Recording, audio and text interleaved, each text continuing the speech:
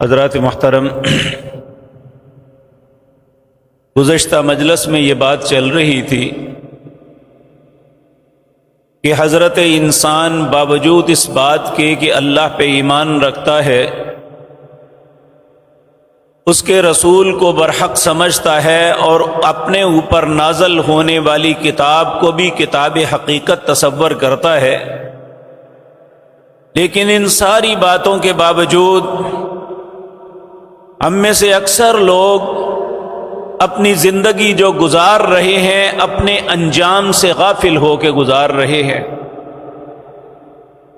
نہ تو ہم ان باتوں کو سننا چاہتے ہیں، نہ ان باتوں پہ ہمیں غور کرنے کی ضرورت ہے کہ آنے والے وقت میں ہمارا انجام کیا ہوگا۔ میں رسول اللہ صلی اللہ علیہ وسلم کے ایک خطبہ جس کے چند اقتباسات آپ کے سامنے عرض کیے تھے، جو آپ نے بقیع الغرقد کے اندر ایک میت کو دفن کرنے سے پہلے لوگوں کے سامنے دیا تھا،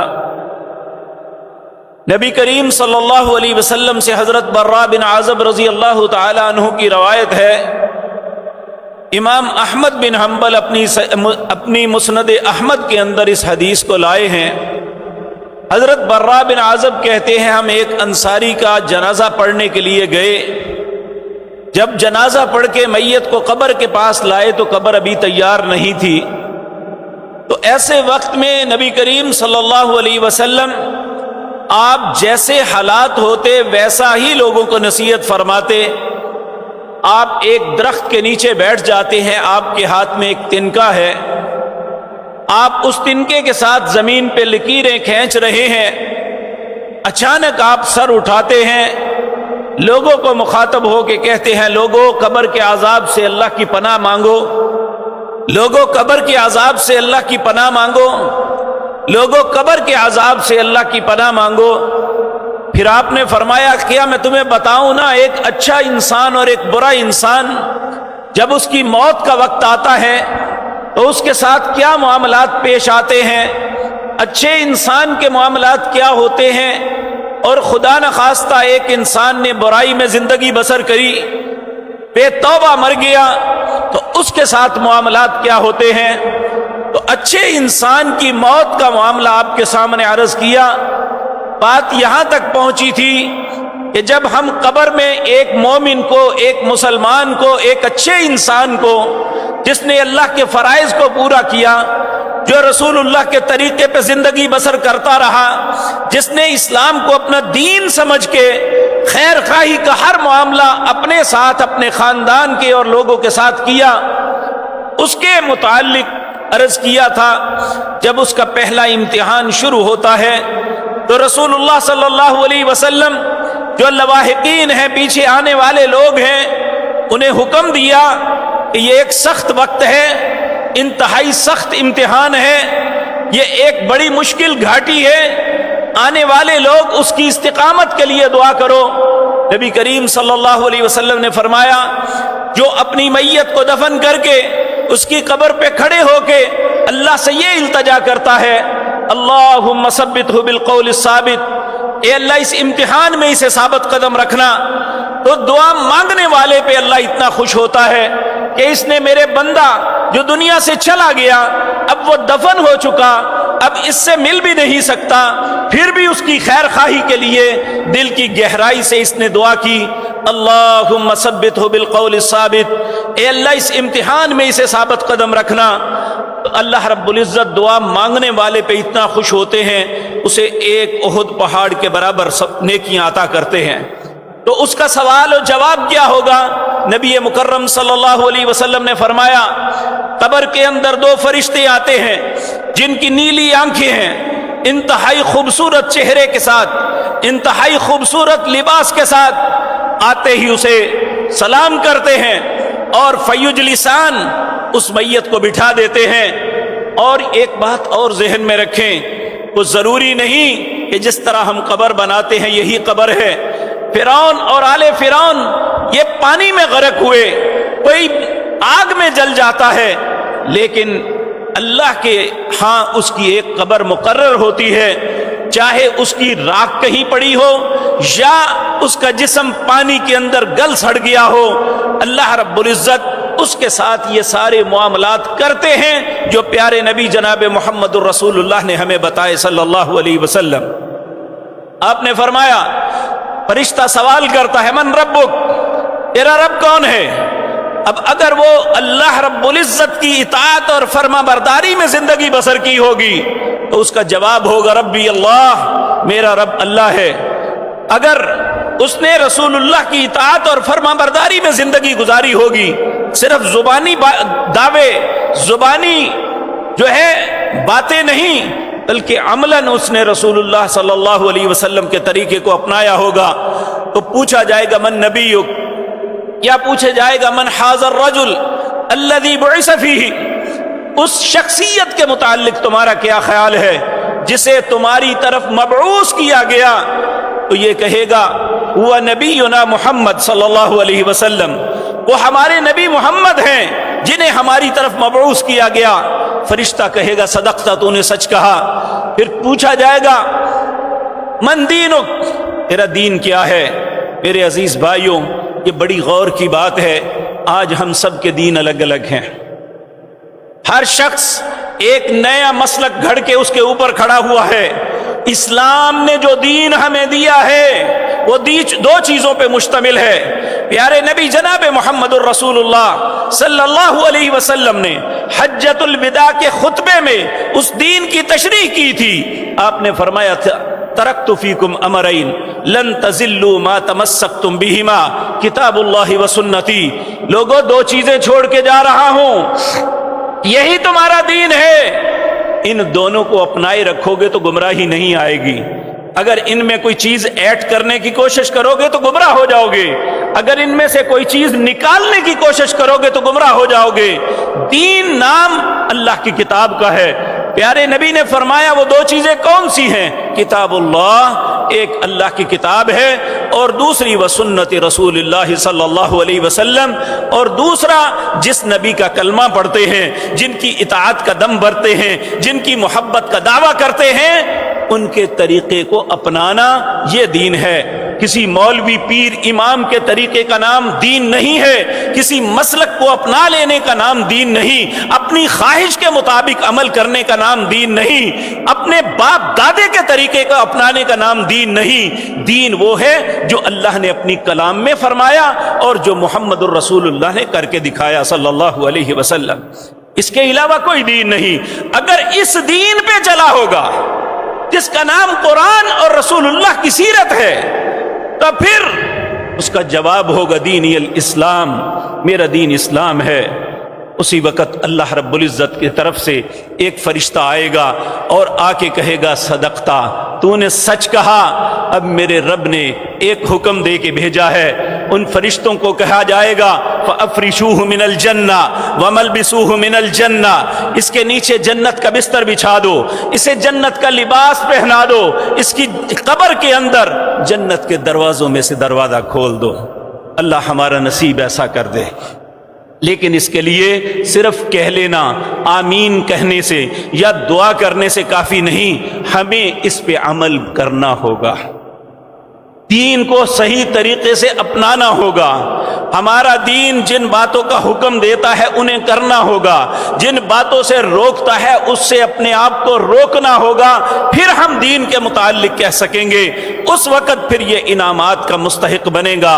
فَأَفْرِشُوهُ مِنَ الْجَنَّةِ وَمَلْبِسُوهُ مِنَ الْجَنَّةِ، اس کے نیچے جنت کا بستر بچھا دو، اسے جنت کا لباس پہنا دو، اس کی قبر میں جنت کے دروازوں میں سے ایک دروازہ کھول دو۔ جس مالک نے یہ کائنات بنائی ہے، جو چاہے سو کر سکتا ہے، پھر اللہ اس کی قبر کو حکم دیں گے کہ اس کے لیے کھلی ہو جا۔ وہ جو چھوٹا سا ڈربہ ہم بنا کے آئے تھے، جسے دیکھ کے خوف آتا ہے، جس کے اوپر سلے رکھ کے ہم نے اوپر منو مٹی ڈال دی، اس مومن کے لیے اس قبر کو کھلا کر دیا جائے گا جہاں تک نظر جاتی ہے، اور یہ اس وہاں پہ یہ اللہ رب العزت کے انعامات سے مستفید ہو رہا ہوگا۔ تو فرشتے نکل جائیں گے، اس وقت اس کی قبر کے اندر ایک انتہائی خوبصورت نوجوان داخل ہوگا۔ نبی کریم صلی اللہ علیہ وسلم فرماتے ہیں اتنا خوبصورت ہوگا اور اتنی اس کے جسم سے خوبصورت خوشبو نکل رہی ہوگی جو پہلے جنت کے لباس سے خوشبو اسے آ رہی ہوگی یہ اس سے بھی اچھی ہوگی۔ وہ آتے ہی کہے گا مبارک ہو بھائی تجھے جو اللہ کی طرف سے تجھے انعامات نصیب ہوئے ہیں۔ وہ کہے گا یہ تو بعد کی بات ہے، مجھے بتا اے خوش نصیب، اے خوبصورت انسان تو کون ہے؟ تو وہ کہے گا میں تیرا نیک عمل ہوں، اللہ نے مجھے صورت عطا کی، وہ نیک عمل کیا ہے؟ میں تیری نماز ہوں، میں تیرے نوافل ہوں، میں تیرے روزہ ہوں، میں تیرا عمرہ اور حج ہوں، میں تیری خیر خواہی ہوں جو تو لوگوں کے ساتھ کرتا تھا، میں تیری وہ صلہ رحمی ہوں جو اپنے ماں باپ اور رشتہ داروں کے ساتھ کرتا تھا، میں وہ احساس ہوں جو لوگوں کی مصیبت کے وقت احساس کیا کرتا تھا، میں وہ ہوں، میں وہ خیر خواہی ہوں، میں وہ قربانی ہوں جو میں دوسروں کے لیے دیا کرتا تھا۔ اب اللہ نے ان ساری چیزوں کا مجموعہ بنا کے مجھے ایک شکل دے کے تیرے پاس بھیجا ہے کہ قبر کی تنہائیوں میں تو خوف زدہ نہ ہو۔ تو اللہ رب العزت نبی کریم صلی اللہ علیہ وسلم نے فرمایا ان سارے انعامات سے مستفید ہونے کے بعد پھر بھی وہ انسان مطمئن نہیں ہوگا، وہ کہے گا یا ربی اقم الساعہ، اے اللہ قیامت کو جلدی قائم کر دے تاکہ میں اپنے اس مقام پہ چلا جاؤں جو مرتے وقت مجھے دکھایا گیا تھا۔ اور یہ بات یاد رکھیں، انسان اچھا ہے یا برا، جس وقت اس کی موت آتی ہے جو آنے والا اس کا انجام یا اس کا مقام ہوتا ہے اللہ اسے دکھا دیتے ہیں۔ سورت یاسین میں تذکرہ آتا ہے جس شخص نے نبیوں کی مدد کی، لوگوں نے اسے قتل کر دیا تو اس وقت اس نے کہا قال یا لیت قومی یعلمون بما غفر لی ربی وجعلنی من المکرمین۔ ادھر جان نکل رہی ہے، کہنے لگے جب اسے جنت میں داخل کر دیا، اس کا مقام دکھایا گیا تو کہنے لگا قال یا لیت قومی یعلمون، کاش میری قوم کو پتہ چل جاتا، بما غفر لی ربی وجعلنی من المکرمین، میرے رب نے مجھے معاف کر کے کتنی عزت بخشی ہے، کاش انہوں نے تو سمجھا میں نے انہیں قتل کر دیا، اس کی جان لے لی، لیکن بما غفر علی ربی وجعلنی من المکرمین، میرے رب نے مجھے معاف کر کے جو عزت دی ہے، کاش انہیں پتہ چل جاتا کہ میں نے کوئی خسارے کا سودا نہیں کیا۔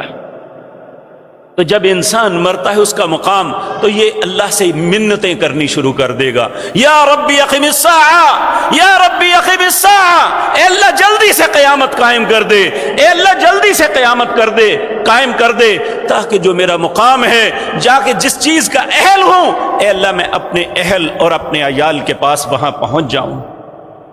تو میرے عزیز بھائیو، یہ ایک مومن کی انجام ہے، اس کے لیے واقعتاً ہم کہہ سکتے ہیں کہ یہ قبر اس کی آخری آرام گاہ ہے، اس کے لیے سکون اور اطمینان کا سبب ہے۔ پھر اللہ رب العزت اس کے اطمینان کے لیے فرشتہ اسے کہے گا نم کا نومت العروس، اب تو اس طرح آرام کی نیند سو جا جس طرح پہلی رات کی دلہن سوتی ہے۔ یہ ایک عربی کا مقولہ ہے، جب اس کے سبب معلوم کرنے کے لیے ہم تھوڑی سی جستجو کریں گے تو ہمیں علم ہوگا۔ جب کوئی انسان اپنی بیٹی کی شادی کے لیے کسی کے ساتھ رشتہ طے کرتا ہے تو بیٹی خوف زدہ رہتی ہے کہ میں اپنے ماں باپ کو چھوڑ کے سسرال کے گھر جاؤں گا، میرے ساتھ کیا سلوک ہوگا، میرا خامد میرے ساتھ کیسا ہوگا، میرے دوسرے رشتہ دار میرے ساتھ کیا سلوک کریں گے۔ وہ انتہائی خوف کے عالم میں یہ وقت گزارتی ہے، اور جب وہ اپنے گھر میں چلی جاتی ہے اور وہ گھر والے بھی اس سے محبت اور شفقت سے پیش آتے ہیں تو یہ بڑے اطمینان کی نیند سو جاتی ہے کہ مجھے جس بات کا اندیشہ اور خوف تھا وہ سارے خوف ختم ہو گئے، یہ بھی میرے ماں باپ کی طرح محبت کرنے والے، میرے ماں باپ کی طرح اچھا سلوک کرنے والے، یہ بھی اسی طرح چاہت کرنے والے لوگ ہیں، تو وہ آرام کی نیند سو جاتی ہے۔ اس لیے یہ کنایتاً تمثیلاً اللہ رب العزت نے بتایا کہ اسے کہا جائے گا نم کا نومت العروس، اس طرح سو جا جس طرح پہلی رات کی دلہن سوتی ہے، اور اس وقت تک سوتا رہے جب تک تجھے سب سے زیادہ تجھ سے محبت کرنے والا تمہیں بلائے گا نہیں۔ اور بلائے گا کون؟ یوم ینفخ فی الصور فتأتون افواجا، جس دن نفخ پھونکا جائے گا، قیامت قائم ہوگی، اللہ رب العزت سب کو بلائیں گے اور سب بھاگتے ہوئے جائیں گے میدان محشر کی طرف۔ اس وقت تک سورت یاسین کے اندر یہ آتا ہے، اس وقت یہ کہے گا کہ ہماری خوابگاہوں سے ہمیں کس نے جگا دیا؟ یعنی وہ اتنی اطمینان کی زندگی، اتنی اطمینان کا وقت، بظاہر ہم قبر کو کھودیں، اس کی بظاہر ہڈیاں بھی گل گئی، ختم ہو گئی، لیکن عالم برزخ کے اندر کس اطمینان کی زندگی بسر کر رہا ہے یہ اللہ ہی جانتے ہیں، یا وہ خود جانتا ہے، یا کوئی جانے والا ہی دیکھ سکتا ہے کہ وہ کیسی زندگی بسر کر رہا ہے۔ اللہ ہمیں بھی اپنے اور اپنے نبی کی اطاعت میں زندگی بسر کرنے کی توفیق عطا فرمائے۔ تو میرے عزیز بھائیوں، اب اسی چیز کا دوسرا پہلو اتنا ہی خوفناک ہے، جتنا یہ خوش کن ہے، جتنا یہ خوبصورت ہے، جتنا یہ دل کو بھانے والا ہے، دوسرا اتنا ہی بھیانک ہے۔ نبی کریم صلی اللہ علیہ وسلم نے فرمایا، جب کسی برے انسان کی موت کا وقت آتا ہے، وہ چاہے کافر ہے یا ہے تو مسلمان لیکن ظالم ہے، اللہ رب العزت فرماتے ہیں وَلَوْ تَرَىٰ إِذِ الظَّالِمُونَ فِي غَمَرَاتِ الْمَوْتِ، کاش تو اس وقت کو دیکھ سکتا ہے جب ظالم لوگ موت کی سختیوں کو دیکھیں گے، موت کی سختیوں میں مبتلا ہوں گے۔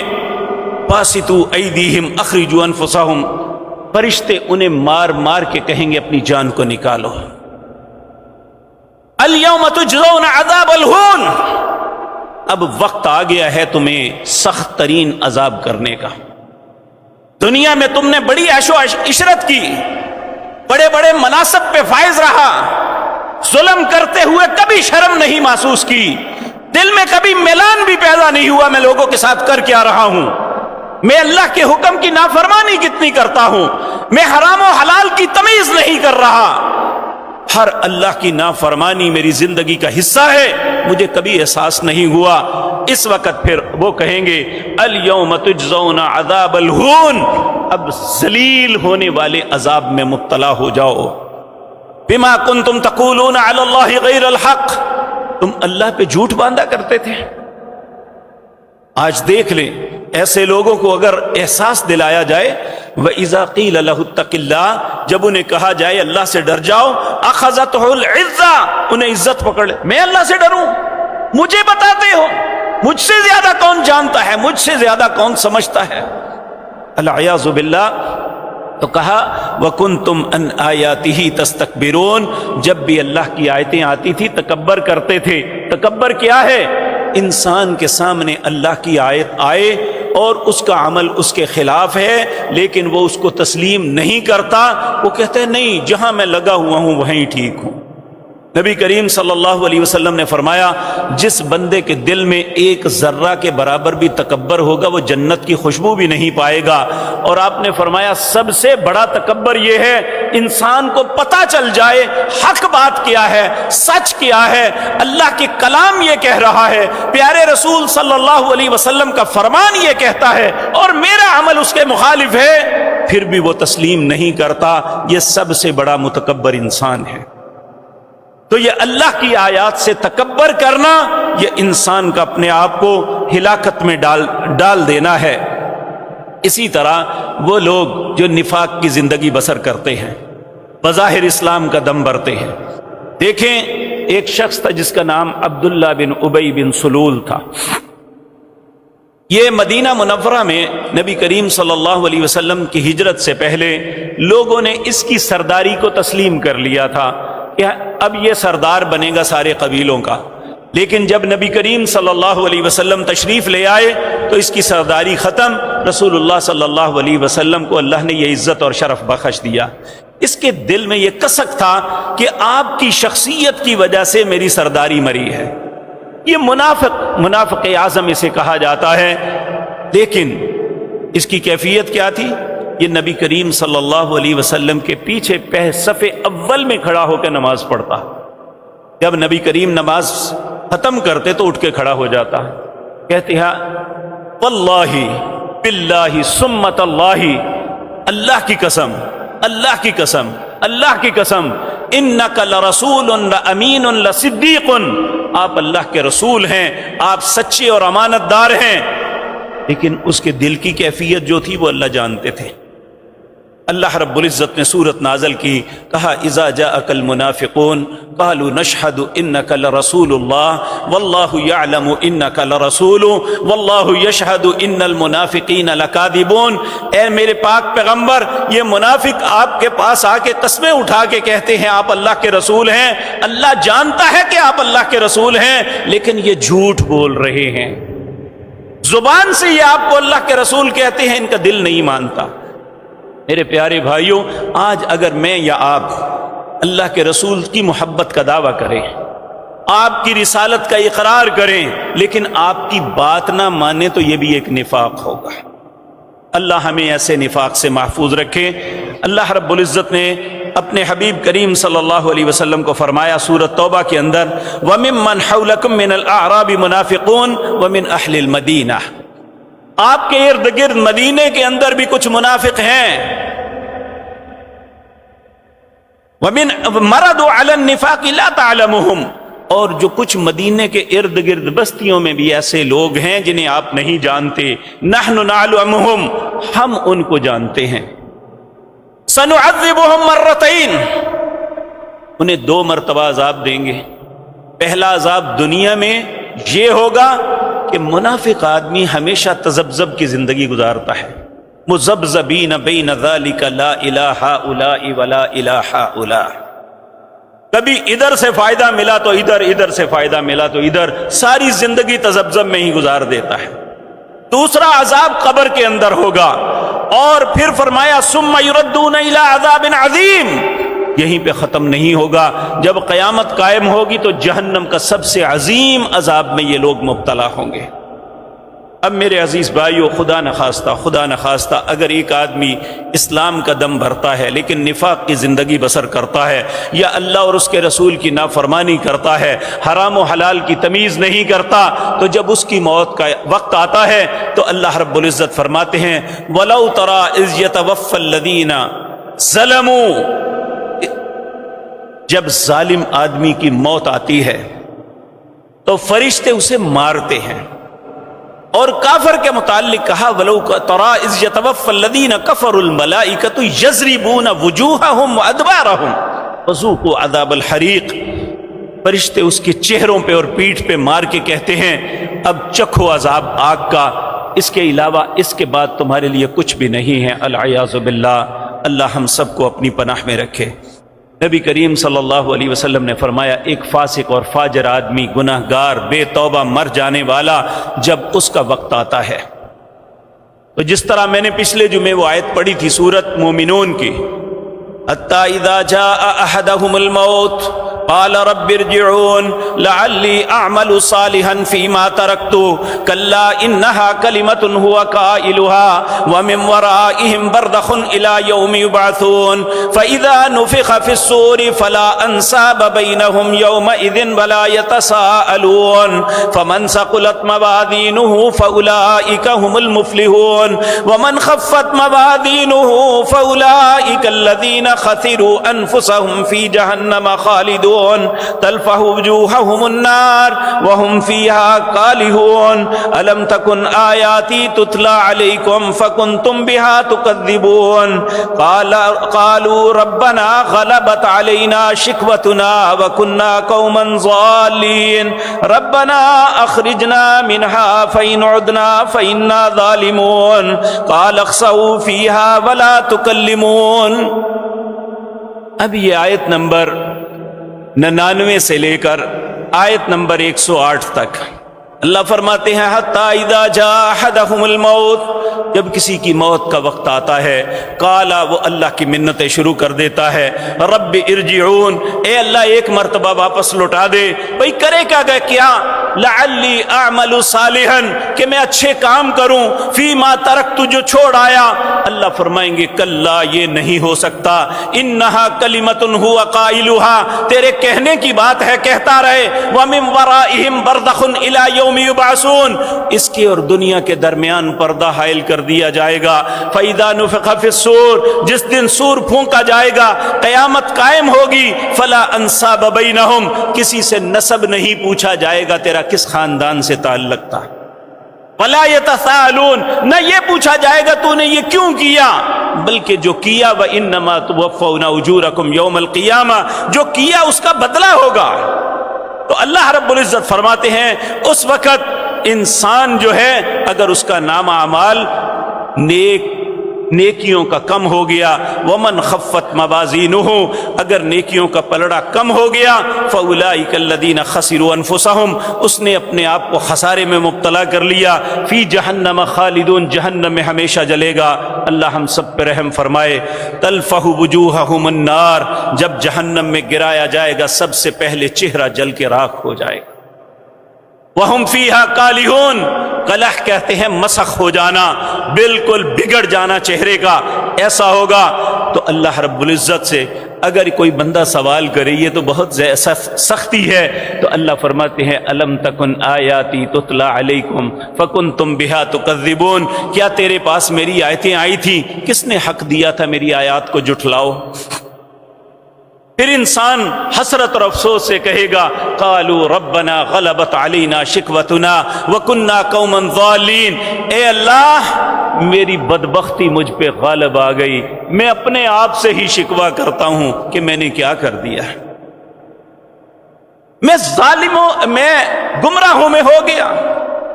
ربنا اخرجنا منها فإن عدنا فإنا ظالمون، اے اللہ ایک مرتبہ یہاں سے نکال دے، اگر دوبارہ ایسا کیا تو ظالموں سے ہو جاؤں گا۔ تو اللہ کا جواب کیا ہوگا؟ قال اخسئوا فيها ولا تكلمون، اپنی بکواس بند کرو اور میرے ساتھ کلام نہ کرو۔ اللہ ایسا بد نصیب کسی کو نہ بنائے۔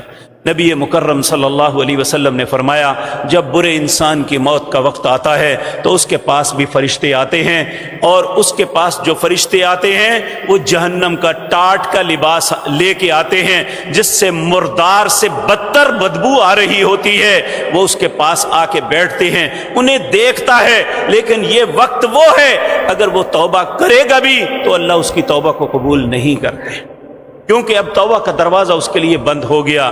عین وہ وقت معین جو اس کا مقرر اللہ نے کیا ہے، ملک الموت انتہائی کری اور بدصورت شکل میں آئے گا، اور آتے ہی اسے کہے گا ایھا الروح الخبیث کنت فی جسد خبیث اخرجی الی ربک ان ربک علیک غضبان، اے خبیث روح، جس جسم میں تو تھی وہ بھی بڑا خبیث تھا، اب نکل، تیرے رب نے تجھے بلایا ہے اور تیرا رب تجھ پہ بڑا ناراض ہے۔ نبی کریم صلی اللہ علیہ وسلم نے اس ظالم کی روح نکلنے کی کیفیت یہ بیان فرمائی۔ آپ نے فرمایا ایک کانٹوں بری جاڑی ہو، اس پہ آپ ململ کا باریک کپڑا ڈال دیں، اس کے ایک ایک ریشے میں اس کا کانٹا کھب جائے، ایک کونے سے پکڑ کے زور سے کھینچو تو جس طرح وہ تار تار ہو جاتا ہے، اس طرح اس ظالم کی، اس جابر کی، اس دنیا کے ساتھ زیادتی کرنے والے کی، اس حرام خور کی جان کو نکالتے وقت فرشتے اس طرح اس کے ساتھ کرتے ہیں، اور اسے کہتے ہیں، اس کی روح بھاگتی ہے کبھی سر کی طرف کبھی پاؤں کی طرف کہ میں کسی طرح چھٹکارا پالوں، لیکن کہاں چھٹکارا ہوگا، یہ تو اللہ کے سپاہی ہیں جن کے ہاتھ سے فرار ہونا ناممکن ہے۔ اور جب یہ حکم ہوگا ایھا الروح الخبیث، اے خبیث روح، کنت فی جسد خبیث، جس جسم میں تو تھی وہ بھی بڑا خبیث تھا، ہر وقت گناہوں میں مبتلا، حرام کاری اور حرام خوری میں مبتلا رہتا تھا، نہ اس کی زندگی میں نماز تھی نہ روزہ تھا، نہ اس کی زندگی میں توبہ تھی نہ دعا تھی، نہ اس کی زندگی میں حج تھا نہ عمرہ تھا، اگر تھا بھی تو اللہ اور اس کے رسول کے طریقے کے مطابق نہیں تھا۔ ایھا الروح الخبیث کنت فی جسد خبیث اخرجی الی ربک ان ربک علیک غضبان، تیرا رب تجھ پہ بڑا ناراض ہے۔ اور اس کی روح کو نکال کے وہ جو پاس کھڑے جہنم کے فرشتے ہوں گے، ان کے پاس جو ٹاٹ کا غلیظ ترین کفن ہوگا اس میں لپیٹ کے اس کی روح کو آسمان کی طرف چڑھنا شروع ہو جائیں گے۔ آنے جانے والے فرشتے پوچھیں گے من ھذا الخبیث، یہ کون خبیث ہے؟ چاہے وہ دنیا میں کسی مملکت کا حکمران کیوں نہیں، وہ کسی ممبر پہ کھڑے ہونے والا عالم دین کیوں نہیں، اگر اس کی زندگی ظاہراً اور باطناً مختلف ہے، یہ سب کے ساتھ ایسا ہی ہوگا۔ العیاذ باللہ، اللہ ہم سب کو اپنی پناہ میں رکھے۔ کہیں گے من حاذ الخبیث، یہ کون خبیث ہے؟ بتایا جائے گا فلان ابن فلان، فلاں فلاں کا بیٹا ہے۔ آسمان کے دروازے پہ فرشتے لے جا کے دروازہ کھٹکھٹائیں گے، آسمان کا فرشتہ پوچھے گا کون ہے؟ بتایا جائے گا فلان ابن فلان، وہ اپنے رجسٹر میں دیکھے گا، کہے گا اس کے لیے میرے رب کا حکم لکھا ہوا ہے، لا تفتح لهم ابواب السماء ولا يدخلون الجنة حتى يلج الجمل في سم الخياط، اس کے لیے آسمان کے دروازوں کو نہیں کھولا جائے گا، اسے جنت میں نہیں داخل کیا جائے گا جب تک ایک شرط پوری نہ کرے۔ وہ شرط کیا ہے؟ حتى يلج الجمل في سم الخياط، سوئی کے نکے سے اونٹ کو گزارے گا تو پھر اس کے لیے آسمان کے دروازے کو کھولا جائے گا۔ جب یہاں سے جواب مل جائے گا تو اسی وقت آسمان سے اللہ کا حکم آئے گا، اکتبوا کتابہ فی سجین، اس کا نام جہنم کے قید خانوں میں، جو اندر قید خانہ ہے اس میں لکھ دو۔ جن لوگوں نے جیل دیکھی ہوئی ہے یا انہیں جیل کے متعلق معلومات ہیں، انہیں علم ہوگا، ایک جیل میں بیرک ہوتی ہے، ایک جیل میں چکی ہوتی ہے، سجن کے اندر سجن، قید کے اندر قید، جسے قید تنہائی میں رکھنا ہو اسے چکی بند کر دیتے ہیں، چھوٹی سی کوٹھڑی میں بند کر دیتے ہیں۔ کہا اس کی روح کو سجین، جو قید خانے کے اندر قید ہے، اس میں اسے ڈال دو۔ فَيُعَادُ فِيهِ الرُّوحُ، اس کا امتحان لینے کے لیے اس کی روح کو اس کے جسم میں لوٹاؤ۔ جب اس کے گھر والے قبر میں دفن کر کے واپس پلٹنے لگتے ہیں تو فرشتے اٹھا کے بٹھا دیتے ہیں، فیجلسان، اور اس سے پہلا سوال کرتے ہیں من ربک، تیرا رب کون ہے؟ جس طرح کوئی انسان کسی بہت عجیب یا خوفناک بات پہ بدکتا ہے، اس طرح بدکے ہاں لا ادری، میں نہیں جانتا میرا رب کون ہے۔ پوچھا جائے گا من نبیوں کا، یہ کیوں بھلا دیا جائے گا؟ حالانکہ یہ دنیا میں بڑا تعلیم یافتہ تھا، مجلس میں اس کے سامنے بات کوئی نہیں کر سکتا تھا۔ اب کیا ہوا یہ کہ اپنی خطاؤں اور کوتاہیوں کی وجہ سے اسے بلا دیا جائے گا، اس نے رب کی بات ہی نہیں مانی، رب ہی بلا دیا جائے گا، العیاذ باللہ۔ کہا ہاں لا ادری، میں نہیں جانتا میرا رب کون ہے۔ پوچھا جائے گا من نبیوں کا، تیرا نبی کون ہے؟ جب رسول کے طریقے کو نہیں اپنائیں گے، میرے بھائیو دکھ کی بات یہ ہے، ہم سب اپنی زندگی کا جائزہ لے لیں، رسول اللہ کے طریقے اور آپ کے عمل کو دیکھیں، کیا ہماری زندگی کا کوئی عمل یا کچھ عمل رسول اللہ سے میچ کرتے ہیں؟ صرف خوش بہمی سے زندہ رہنے کا تو کوئی مطلب نہیں ہے۔ یہ تو یہود کے متعلق اللہ نے کہا کہ ان کے علماء ہیں یا عام لوگ بس تمناؤں میں زندگی بسر کرتے ہیں، یہ چھڑا دے گا، وہ ہو جائے گا، یہ ہو جائے گا، فلاں پڑے گا، فلاں اصال ثواب ہو جائے گا۔ مجھے بتائیں کہ یہ سارا کچھ فیصلے پہلے سے ہو چکے، اس کی زندگی کو دیکھتے ہوئے مولوی کے سپارے پڑے ہوئے کیا کریں گے اس کے لیے، جب اس نے خود ہی نہیں پڑھے؟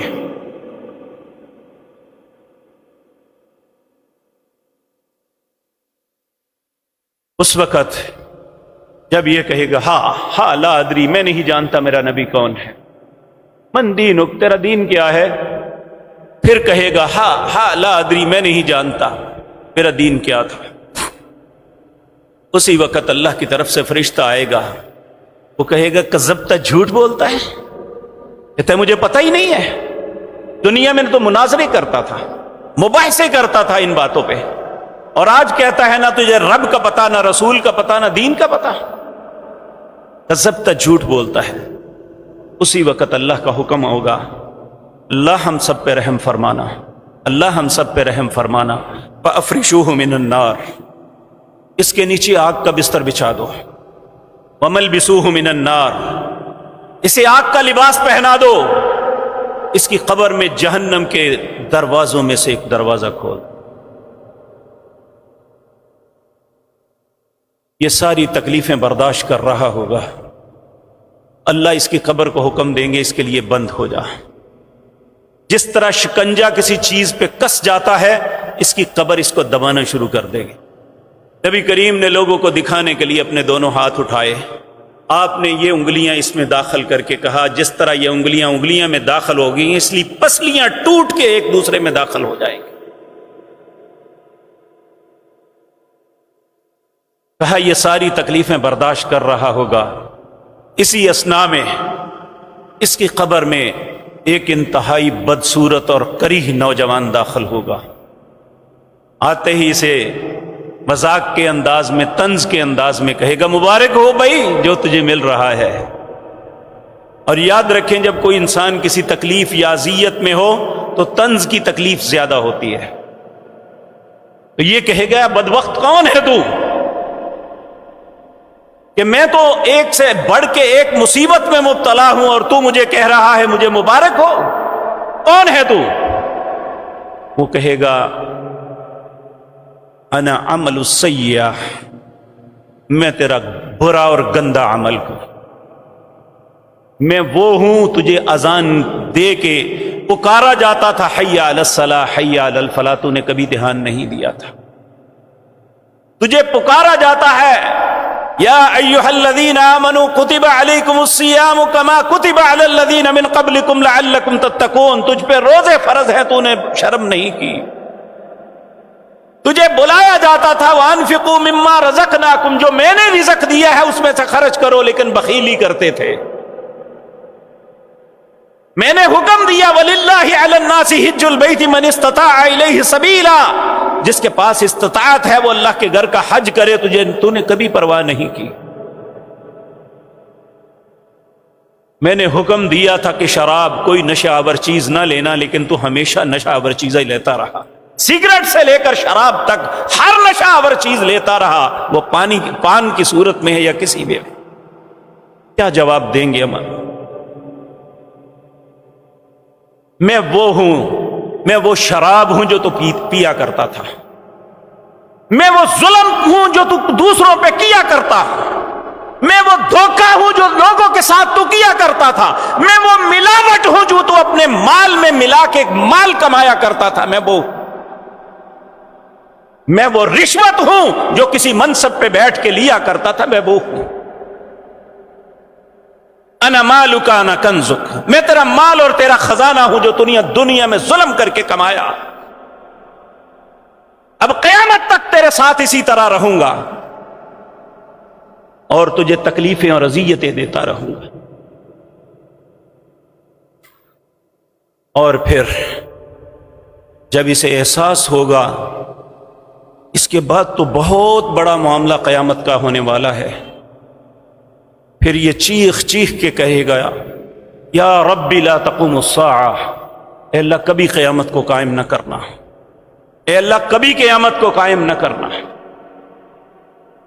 میرے بھائیوں، نبی کریم صلی اللہ علیہ وسلم نے فرمایا اس کی یہ چیخیں، اس کی آوازاریاں انسان اور جن کے علاوہ ہر مخلوق سنتی ہے۔ اگر جو اللہ نے مجھے ان قبر والوں کے متعلق سنایا ہے اگر تمہیں پتہ چل جائے نا، تم اپنے مردوں کو دفن کرنے سے ہٹ جاؤ۔ ہم بڑے آسانی سے ایک تختی لگوا کے لگا آتے ہیں، آخری آرام گاہ چودھری فلاں صاحب یا فلاں صاحب فلاں صاحب، واللہ سب کے لیے آخری آرام گاہ نہیں، اس کو آخری آرام گاہ میں نے اور آپ نے خود بنانا ہے۔ یہ ہمارے عمل کی وجہ سے آرام گاہ بھی بنے گی اور اذیت عقوبت خانہ بھی بنے گا، یہ ہماری مرضی ہے ہم نے کیا بنانا ہے، یہ اللہ نے میرے اور آپ کے ہاتھ میں دیا ہے۔ اور یہ میں بات عرض کر چکا، علماء نے ہمیں بہت بڑے دھوکے میں مبتلا کیا ہوا ہے، واللہ باللہ سمت اللہ، جو میں کر رہا ہوں اس کا بدلہ مجھے ہی ملے گا، جو آپ فرما رہے ہیں آپ کا بدلہ آپ کو ملے گا۔ ہمارا نہ کوئی گناہ اٹھائے کوئی اٹھا سکتا ہے، نہ ہمیں نیکی کوئی دے سکتا ہے۔ تو جو ہو سکتا ہے وہ آپ کے سامنے عرض کیا تھا۔ صحیح مسلم کے اندر روایت ہے، نبی کریم صلی اللہ علیہ وسلم نے فرمایا اذا مات الانسان انقطع عملہ، جب کوئی انسان فوت ہوتا ہے تو اس کے اعمال کا سلسلہ منقطع ہو جاتا ہے، الا ثلاثۃ، تین قسم کے عمل ہیں جو انسان کے ساتھ رہتے ہیں، تین قسم کے عمل ہیں جو انسان کے ساتھ رہتے ہیں۔ وہ کون سے ہیں؟ الصدقۃ جاریہ، جو اپنے ہاتھ سے بھلائی کے کام کر گیا۔ دوسرا ولد صالح یدعو لہ، اس کی وہ نیک اولاد جس کی اس نے تربیت کی اور وہ دعا کرے رب ارحمہما کما ربیانی صغیرا، اے اللہ میرے ماں باپ پر اس طرح رحم کر جس طرح بچپن میں ہم پہ رحم کرتے رہے۔ اللہم اغفر لہ وارحمہ، اے اللہ انہیں معاف کر دے، ان پہ رحم کر دے۔ تو میں نے عرض کیا تھا اولاد جس کی اچھی تربیت کی ہوگی وہ ماں باپ کے لیے دعا کرے گی تو ان کی دعا اللہ ان کے حق میں قبول کریں گے۔ تو تیسرا یہ ہے جو انسان اچھی تعلیمات کسی کو دے گیا، اچھا علم پڑھا گیا یا اچھا رستہ دکھا گیا۔ آپ میں سے ممکن ہے کچھ بھائی کہیں کہ ہم عالم دین تو نہیں ہیں، لوگوں کو تعلیم دیتے رہے، نہ ٹیچر ہیں۔ میرے بھائی ہر بندہ کچھ نہ کچھ کر سکتا ہے۔ آپ کا دوست، آپ کا ملازم، آپ کا ہم نشیں، آپ کا پڑوسی نماز نہیں پڑھتا، آپ اسے نماز کے لیے لے آتے ہیں، تو جہاں آپ کو آپ کی نماز کا ثواب ملے گا، اس کی نماز میں اجر کم بھی نہیں ہوگا اور اس کا ثواب بھی آپ کو ملے گا۔ اور اگر آپ دنیا سے تشریف لے بھی جائیں گے تو اس کا اجر آپ کو ملتا رہے گا، کیونکہ آپ نے اس کو ایک بھلائی کے رستے پہ چلایا۔ آپ کے کہنے پہ اس نے بعض حرام چیزوں کو چھوڑا، آپ کے کہنے پہ اس نے غلط رستہ ترک کیا۔ اور خصوصاً میرے پیارے بھائیوں کہ ہم جس معاشرے میں رہتے ہیں اس میں ہمیں احساس ہی نہیں ہوتا زبان سے نکال کے آ رہے ہیں۔ یعنی ایک بندہ اسے کہنا بھائی جان آپ نے گالی نکالی ہے، تو پھر گالی نکال کے کہے گا کس فلاں نے گالی نکالی ہے۔ ہمیں احساس ہونا چاہیے ما یلفظ من قول الا لدیہ رقیب عتید، انسان کی زبان سے جو لفظ باہر نکلتا ہے نا، اسی وقت ایک فرشتہ اسے کیچ کر لیتا ہے، اس کی سی ڈی بن رہی ہے، اس کی فلاپی تیار ہو رہی ہے۔ اور یاد رکھیں آج کی دنیا میں ہمارے لیے کوئی مشکل کام نہیں رہا۔ ہمارے موبائل کے اندر کتنی موویز ہوتی ہیں، پہلے وہ چھوٹے سا ایک کارڈ ہوتا تھا، میموری کارڈ، اب وہ بھی ختم ہو گیا، موبائل میں ہی سب کچھ ہے۔ اور یاد رکھیں اگر ہماری کوئی چھپ کے تصویر بنا لے ایسی حالت میں جو نامناسب ہو تو کتنی شرمندگی کا سبب بنتا ہے۔ تو جب ہماری پوری زندگی کی مووی ہمارے سامنے چلا دی جائے گی تو کیا معاملہ بنے گا؟ ان باتوں کا احساس کرنا چاہیے مجھے اور آپ کو۔ میرے عزیز بھائیوں، جہاں ہمیں حرام سے بچنا ہے، حلال کا ارتکاب کرنا ہے، اللہ کے فرائض کو پورا کرنا ہے، وہاں سے اللہ سے پناہ بھی طلب کرنی ہے۔ سید عائشہ طیبہ طاہرہ کہتی ہیں ایک دن میں اپنے گھر میں تھی تو دو بوڑھی عورتیں یہودنے آئیں اور میرے سامنے بات کرنے لگی، کہنے لگی کہ قبر میں بڑا سخت عذاب ہونے والا ہے۔ سید عائشہ طیبہ طاہرہ کہتی ہیں میں نے ان کی بات کو جھٹلایا، آپ غلط کہہ رہی ہیں۔ کہتی ہیں وہ چلی گئی، تھوڑی دیر کے بعد رسول اللہ تشریف لائے تو نبی کریم صلی اللہ علیہ وسلم سے میں نے عرض کیا کہ آج دو عورتیں آئی تھیں، انہوں نے یہ بات کہی تھی، میں نے انہیں جھٹلایا کہ تم غلط کہتی ہو۔ آپ نے فرمایا عائشہ نہیں، اللہ نے قبر کے اندر یہ پہلا عذاب رکھا ہے جو انسان کے لیے بڑا سخت ہوگا، اس لیے تم اللہ سے جب بھی نماز پڑھو التحیات کے اندر 4 چیزوں سے اللہ کی پناہ مانگو۔ نمبر 1، اللہم انی اعوذ بک من عذاب القبر۔ جب تحیات میں ہم بیٹھتے ہیں نا اور درود شریف پڑھ لیتے ہیں، پھر اللہ کا نبی پاک کا حکم ہے ادعوا اللہ ما شئتم، اب اللہ سے دعا کرو جو تم چاہتے ہو۔ یہ وقت دعا ہے قبولیت کا۔ کہا 4 چیزوں سے اللہ کی پناہ طلب کرو۔ پہلی چیز اللہم انی اعوذ بک من عذاب القبر، دوسرا واعوذ بک من عذاب جہنم، تیسرا واعوذ بک من فتنۃ المحیا والممات، چوتھا اللہم انی اعوذ بک من الماسم والمغرب، زندگی اور موت کے فتنوں سے اللہ تیری پناہ چاہتا ہوں۔ اے اللہ گناہ اور قرض اور چٹی سے تیری پناہ چاہتا ہوں۔ ایک حدیث میں 5 آتے ہیں، اللہم انی اعوذ بک من فتنۃ المسیح الدجال، اے اللہ مسیح اور دجال کے فتنے سے تیری پناہ چاہتا ہوں۔ تو یہ ہماری نمازوں کا حصہ ہونا چاہیے کہ کوئی نماز کی آخری التحیات ایسی نہیں ہونی چاہیے جہاں ان 5 باتوں سے اللہ کی پناہ طلب نہ کرے۔ اللہم انی اعوذ بک من عذاب القبر، واعوذ بک من عذاب جہنم، واعوذ بک من فتنۃ المسیح الدجال، واعوذ بک من فتنۃ المحیا والممات، اللہم انی اعوذ بک من الماسم والمغرب۔ اسی طرح میرے عزیز بھائیوں، سیدنا ابو بکر صدیق رضی اللہ تعالی عنہ، آپ نے بھی رسول اللہ سے پوچھا یا رسول اللہ بہترین دعا سکھائیے اور اس دعا کا بہترین وقت بتائیے۔ یہ اس امت کے سب سے بہترین انسان ہے، جتنے اللہ نے نبی بنائے سیدنا آدم علیہ السلام سے لے کر جناب محمد الرسول اللہ تک، ان نبیوں کے بعد اگر اس کائنات میں سب سے افضل کوئی انسان ہے تو جناب ابو بکر صدیق رضی اللہ تعالی عنہ۔ انہیں سکھایا کیا؟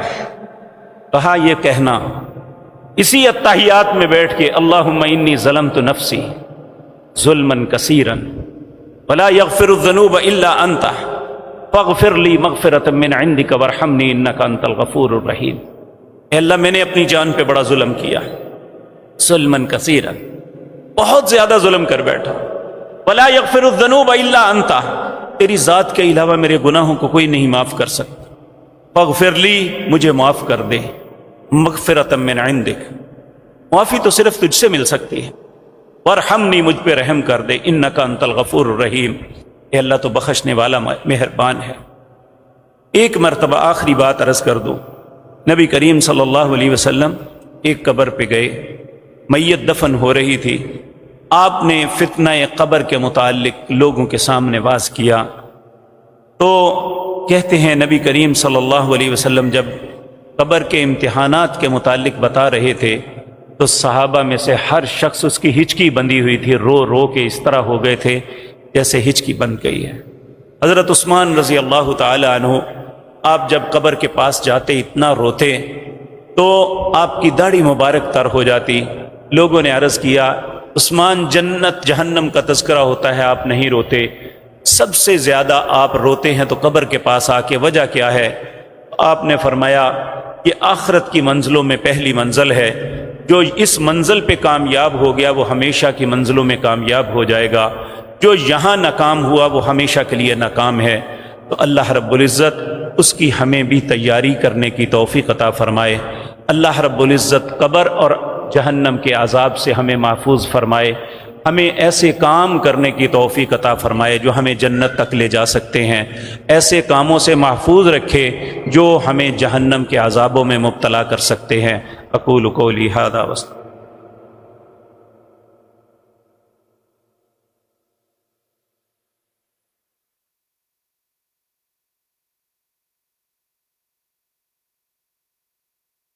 ان الحمد للہ نحمده ونستعینه ونستغفره ونعوذ باللہ من شرور انفسنا ومن سیئات اعمالنا من يهده الله فلا مضل له ومن يضلل فلا هادي له واشهد ان لا اله الا الله وحده لا شريك له واشهد ان محمدا عبده ورسوله اللهم صل على محمد وعلى ال محمد كما صليت على ابراهيم وعلى ال ابراهيم انك حميد مجيد اللهم بارك على محمد وعلى ال محمد كما باركت على ابراهيم وعلى ال ابراهيم انك حميد مجيد۔ یہ بہت سے بھائیوں نے اپنے بیماروں کے لیے دعا کی درخواست کی ہے، اللہ سب بیماروں کو شفائے کاملہ عاجلہ عطا فرمائے، اللہ رحیم و کریم سب پر رحم فرمائے، جو بھی کسی بھی مصیبت میں مبتلا ہے اللہ اس کی مصیبتوں کو دور کرے۔ ایک بھائی نے عجیب سا سوال کیا ہے، حضرت آدم علیہ السلام کا قصہ قرآن مجید میں، اس کا کیا مقصد ہے؟ اگر آپ اس کے مقصد پہ غور کریں تو ایک طالب علم کی حیثیت سے مجھے یہ پتہ چلا ہے کہ آدم اور شیطان کا جو معاملہ ہوا تھا، غلطی شیطان سے بھی ہوئی، غلطی سیدنا آدم سے بھی ہوئی۔ سیدنا آدم اپنی غلطی پہ مصر نہیں ہوئے، اللہ سے معافی مانگ لی، پھر عزت پالی۔ شیطان اپنی غلطی پہ مصر رہا اور آج تک ذلیل اور رسوا ہے اور جہنم کا ایندھن بنے گا۔ یہ مقصد بتانے کا ہے۔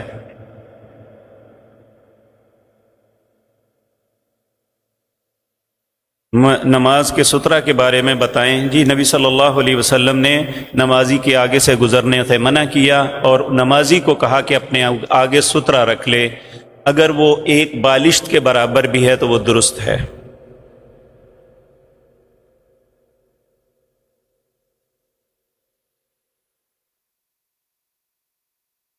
یہ بھائی نے سوال کیا ہے، ایک آدمی نے ایک بیوہ عورت سے شادی کی، اس بیوہ کی پہلے سے ایک بیٹی تھی، جب وہ لڑکی جوان ہوئی تو اس آدمی نے اس لڑکی سے شادی کر لی۔ یہ 5واں پارہ آخری آیات پڑھ کے دیکھیں، اللہ نے حرام قرار دیا ہے، اپنی بیوی کی بیٹی سے شادی کرنے سے منع کیا ہے۔ اسی طرح کوئی شخص اپنے باپ کی سٹیپ مدر سے شادی کرنا بھی حرام ہے، یہ بالکل غلط کیا ہے جس نے بھی کیا ہے، اللہ رب العزت اسے سمجھ عطا فرمائے۔ اللہم انصرنا ولا تنصر علینا وعزنا ولا تذلنا وزدنا ولا تنقصنا وارحمنا انت مولانا فانصرنا علی القوم الکافرین۔ اللہم اعز الاسلام والمسلمین واذل الشرک والمشرکین، اللہم دمر اعداء الدین، اذہب الباس رب الناس واشف انت شافی لا شفاء الا شفاؤک شفاء لا یغادر سقما، اللہم اشفنا بشفائک وداونا بدوائک واغننا بفضلک عمن سواک، یا واسع الفضل یا واسع المغفرہ۔ اے اللہ ہم سب پہ رحم فرما، اے اللہ ہم سب کو نیکی کے رستے پہ چلا، اے اللہ ہر برائی سے ہماری حفاظت فرما، اے اللہ دنیا اور آخرت کی بھلائیاں نصیب فرما، دنیا اور آخرت کے ہر شر سے محفوظ فرما۔ سبحان ربک رب العزت عما یصفون وسلام علی المرسلین والحمد للہ۔